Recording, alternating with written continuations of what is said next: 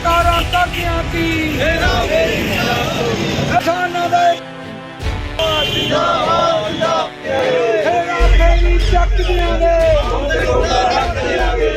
ਖਰਾਬ ਹੋਏ ਨਰਮੇ ਦੇ ਮੁਆਵਜ਼ੇ ਦੇ ਲਈ ਲਗਾਤਾਰ ਕਿਸਾਨ ਪ੍ਰਸ਼ਾਸਨ ਕੋਲੇ ਗੇੜੇ ਕੱਟ ਰਹੇ ਨੇ, ਮੰਗ ਪੱਤਰ ਦੇ ਰਹੇ ਨੇ। ਮੁਆਵਜ਼ਾ ਕਿਸਾਨ ਕਹਿ ਰਹੇ ਆ ਨਾ ਮਾਤਰ ਪ੍ਰਸ਼ਾਸਨ ਵੱਲੋਂ ਉਹਨਾਂ ਨੂੰ ਦਿੱਤਾ ਜਾ ਰਿਹਾ ਹੈ। ਕਿਸਾਨ ਡੀਸੀ ਦਫ਼ਤਰ ਪਹੁੰਚੇ ਨੇ ਮੰਗ ਪੱਤਰ ਦੇਣ ਲਈ। ਸਾਡੇ ਨਾਲ ਨੇ ਭਾਰਤੀ ਕਿਸਾਨ ਏਕਤਾ ਸਿੱਧੂਪੁਰ ਦੇ ਆਗੂ ਨੇ, ਉਹਨਾਂ ਨਾਲ ਗੱਲਬਾਤ ਕਰਦੇ ਹਾਂ। ਕੀ ਕਹਿਣਾ ਚਾਹੋਗੇ ਜੀ? ਲੰਬਾ ਸਮਾਂ ਹੋ ਗਿਆ ਫਸਲ ਖਰਾਬ ਹੋਈ ਨੂੰ, ਮੁਆਵਜ਼ੇ ਨੂੰ ਲੈ ਕੇ ਲਗਾਤਾਰ ਦਫ਼ਤਰਾਂ ਦੇ ਗੇੜੇ ਕੱਟਣੇ ਪੈ ਰਹੇ, ਮੁਆਵਜ਼ਾ ਨਹੀਂ ਮਿਲ ਰਿਹਾ। ਸਰਕਾਰ ਜੋ ਨਵੀਂ ਬਣੇਗੀ ਉਸ ਨੂੰ ਕਿਸ ਤਰ੍ਹਾਂ ਰਣਨੀਤੀ ਬਣਾਓਗੇ ਤੇ ਹੁਣ ਪੰਜਾਬ ਸਰਕਾਰ ਦੇ ਜੋ ਮੁਲਾਜ਼ਮ ਨੇ ਉਹਨਾਂ ਕੋਲੇ ਕੀ ਮੰਗ ਲੈ ਕੇ ਆਏ ਹੋ? मैं जगदेव सिंह मेहता सीनियर मीत प्रधान ब्लाक संगत BKG सिद्धूपुर। ये जोड़ा असी साढ़े नरमे की सरकार ने सानू गुलाबी सुंडी की राहत प्रदान की है। पहला तो सानू सरकार ने पिछली ने कहा सी दिवाली तो पहला दे देंगे, पर असी दिवाली तो ਡੀਕਦੇ साडा आ समा आ गया, क्योंकि पहला तो किसानों नू रे बीजन वास्ते बड़ी मुश्किल हाँ सके बीजा। हुण फसल पक्कन ते आ चुकी है, अगली रे फसल किसानों को पाने बिल्कुल नहीं मिली, पैसा किसी जेब च नहीं है। महंगा डीजल है, डीजल फूक के सानू ये फसलां पालनियां पैंदियां। इसे करके जब तक किसान के खाते च कोई फंड ही है नहीं किसान कोले, असा जे किसी आड़तीए कोले पैसे नहीं जावांगे, आड़तीआ सानू पैसे तां देऊगा जे फसल बेचांगे। फसल साडी पहलां मर चुकी है, क्योंकि साढ़े आड़तीए सानू पिछला पैसा उन्होंने हाथों वापस नहीं होया, नवां सानू कित्थों देणगे। सो साडी जिहड़ी इह है बार बार असी 3 बार पहला भी पटवारी साहब को चक्कर ला चुके हैं। असी पहला भी DC साहब ने बेनती की सी भी साढ़े जो रिफंड जारी किया जाए। पटवारी तो असी लिस्ट मंगी सी भी सानू एक लिस्ट दी जाए जिहदे नाल साडा किसानां दा शंका दूर हो जाए भी किहदा किन्ना बन किन्ना फ्री फंड आएगा, असी उस हिसाब किस मतलब अरेंजमेंट करके आपदा फसल पाल सकीए।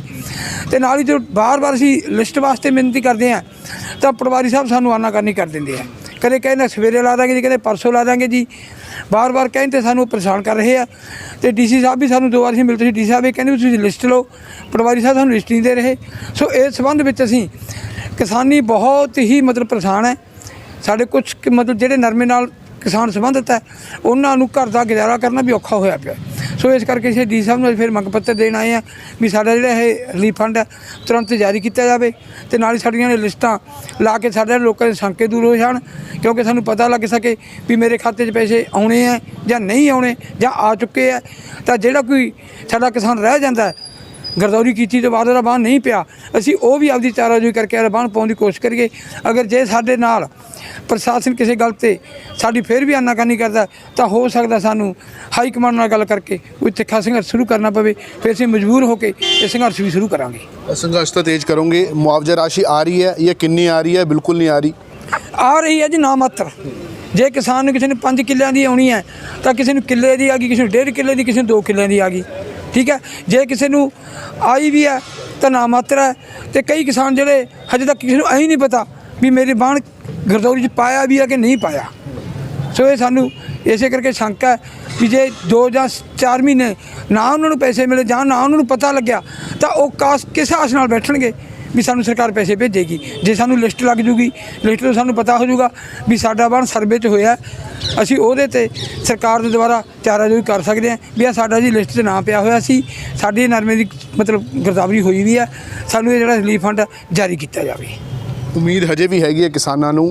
यूथ खेती दे वल थोड़ा कुछ वधिया है, यूथ तो ज़्यादा विदेशों वाल भी जा रहा है। किसानी कित्थे रह गई हुण? पंजाब की किसानी जे गल करिए, देखो जी किसानी ਪਹਿਲਾਂ ਤਾਂ ਸੀਗਾ ਜੀ ਲਾਹੇਵੰਦ ਧੰਦਾ ਅੱਜ ਤੋਂ ਪਹਿਲਾਂ, ਪਰ ਹੁਣ ਜਿਸ ਤਰ੍ਹਾਂ ਹੁਣ ਆਪਾਂ ਦੇਖੀਏ ਪਿਛਲੇ 2 ਸਾਲਾਂ ਤੋਂ ਕਾਟਨ ਦੀ ਫਸਲ ਹੋ ਨਹੀਂ ਰਹੀ।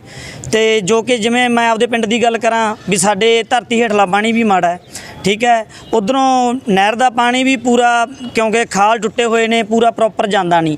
ਤੇ ਹੁਣ ਕੋਈ ਖੇਤੀ ਬਹੁਤਾ ਲਾਹੇ ਦਾ ਧੰਦਾ ਨਹੀਂ ਰਿਹਾ। ਜੇ ਅੱਜ ਦਾ ਸਿਸਟਮ ਦੇਖੀਏ ਕੁਛ ਤਾਂ ਇਹ ਸਿਸਟਮ ਹੀ ਇੱਦਾਂ ਹੋ ਗਿਆ, ਸਰਕਾਰਾਂ ਦਾ ਸਿਸਟਮ ਇੱਦਾਂ ਦਾ ਹੋ ਗਿਆ, ਠੀਕ ਹੈ। ਸਬਸਿਡੀਜ਼ ਵਗੈਰਾ ਨਹੀਂ ਹੈਗੀਆਂ, ਜੋ ਹੈਗੀਆਂ ਤਾਂ ਕੁਛ ਖਾਸ ਬੰਦਿਆਂ ਲਈ ਰਹਿ ਗਈਆਂ, ਆਮ ਕਿਸਾਨ ਤੱਕ ਉਹ ਨਹੀਂ ਪਹੁੰਚਦੀ ਹੈਗੀ। ਤੇ ਸੋ ਮੈਂ ਤਾਂ ਇਹ ਕਹਿਣਾ ਚਾਹੁੰਦਾ ਜੀ ਵੀ ਕਿਸਾਨੀ ਜੇ ਅੱਜ ਦਾ ਹੁਣ ਸਮਾਂ ਦੇਖੀਏ ਜਿਸ ਤਰ੍ਹਾਂ ਦਾ ਮਾਹੌਲ ਚੱਲਦਾ ਤਾਂ ਕੋਈ ਲਾਹੇ ਦਾ ਧੰਦਾ ਨਹੀਂ ਰਿਹਾ। ਜੋ ਅੱਜ ਅਸੀਂ ਇੱਥੇ ਪਿੰਡ ਮਹਿਤਾ ਦੇ ਵਾਸੀ ਇਕੱਠੇ ਹੋਏ ਹਾਂ, ਕਿਸਾਨ ਵੀਰ ਇਕੱਠੇ ਹੋਏ ਹਾਂ, ਉਹ ਜੋ ਕਿ ਉਹ ਗੁਲਾਬੀ ਸੁੰਡੀ ਦਾ ਰਿਲੀਫ ਫੰਡ ਜਾਰੀ ਕੀਤਾ ਸਰਕਾਰ ਨੇ 17,000 ਰੁਪਇਆ ਪ੍ਰਤੀ ਏਕੜ। ਠੀਕ ਹੈ ਜੀ। ਹੁਣ ਇੱਥੇ ਸਾਡੇ ਨਾਲ ਬਹੁਤ ਸਾਰੇ ਕਿਸਾਨ ਆਏ ਆ, ਜਾਂ ਤਾਂ ਬਿਲਕੁਲ ਆਇਆ ਹੀ ਨਹੀਂ ਉਹਨਾਂ ਨੂੰ, ਜੇ ਕੁਛ ਨੂੰ ਆਇਆ ਵੀ ਹੈ ਤਾਂ ਉਹਨਾਂ ਨੂੰ ਨਾ ਮਾਤਰ ਆਇਆ। ਠੀਕ ਹੈ। ਐਂ ਮੰਨ ਲਓ ਵੀ ਜੇ 5 ਏਕੜ ਆ ਤਾਂ ਉਹਨਾਂ ਨੂੰ 2.5 ਏਕੜ ਦਾ ਆਇਆ, ਜਾਂ ਬਹੁਤ ਘੱਟ ਆਇਆ ਜੀ, ਐਂ ਲਾ ਲਓ, ਤੇ ਵਿੱਚ ਆਇਆ ਹੀ ਨਹੀਂ ਹੈਗਾ। ਅਸੀਂ ਇਸ ਵਿਸ਼ੇ ਤੇ ਪਟਵਾਰੀ ਸਾਹਿਬ ਨਾਲ ਗੱਲ ਕਰ ਚੁੱਕੇ ਹਾਂ, 3 ਵਾਰ ਫਿਲਹਾਲ ਗੱਲ ਹੋ ਗਈ ਉਹਨਾਂ ਨਾਲ, ਤੇ ਉਹਨਾਂ ਨੇ ਕੋਈ ਵਧੀਆ ਰਿਸਪੌਂਸ ਨਹੀਂ ਦਿੱਤਾ। ਤੇ ਉਸ ਤੋਂ ਬਾਅਦ ਅੱਜ ਅਸੀਂ ਇੱਥੇ ਪਹੁੰਚੇ ਹਾਂ ਡੀਸੀ ਸਾਹਿਬ ਦੇ, ਆਪਦਾ ਮੰਗ ਪੱਤਰ ਅਸੀਂ ਵੀ ਇੱਕ ਤਾਂ ਉਹਦੀ ਲਿਸਟ ਲੱਗੇ। ਲਿਸਟ ਦਾ ਰੀਜ਼ਨ ਇਹ ਹੈ ਜੀ ਵੀ ਉਹਦੇ 'ਚ ਪਤਾ ਲੱਗ ਸਕੇ। ਹੁਣ ਵਿੱਚ ਕਿਸਾਨ ਇੱਥੇ ਬਹੁਤ ਖੜੇ ਆ ਜਿਨ੍ਹਾਂ ਕੋਲੇ ਵਾਹਣ ਉਹਨਾਂ ਨੇ ਲੀਜ਼ ਤੇ ਠੇਕੇ ਤੇ ਲਿਆ ਹੋਇਆ, ਉਹਨਾਂ ਨੂੰ ਉਹ ਠੇਕਾ ਕੁਛ ਤਾਂ ਦੇਈ ਬੈਠੇ ਆ, ਕੁਛ ਨੇ ਠੇਕਾ ਰੋਕ ਰੱਖਿਆ। ਉਹਨਾਂ ਦਾ ਆਪਸ ਦੇ ਵਿੱਚ ਇਹ ਮਤਭੇਦ ਦੂਰ ਹੋ ਸਕੇ ਜੇ ਲਿਸਟ ਲੱਗੇ ਉਹ 'ਚ ਕਲੈਰੀਫਾਈ ਕਰ ਸਕਦੇ ਆ ਵੀ ਜੀ ਉਹਦੇ 'ਚ ਇੰਨੇ ਕਿਸਾਨਾਂ ਦਾ ਮੁਆਵਜ਼ਾ ਪਾ ਚੁੱਕਿਆ ਹੈ। ਠੀਕ ਹੈ। ਸਰਕਾਰ ਨੇ ਪਾਤਾ, ਪਰ ਉਹ ਲਿਸਟ ਦੇਣ ਤੋਂ ਹੀ ਮਨਾ ਕਰ ਰਹੇ ਆ।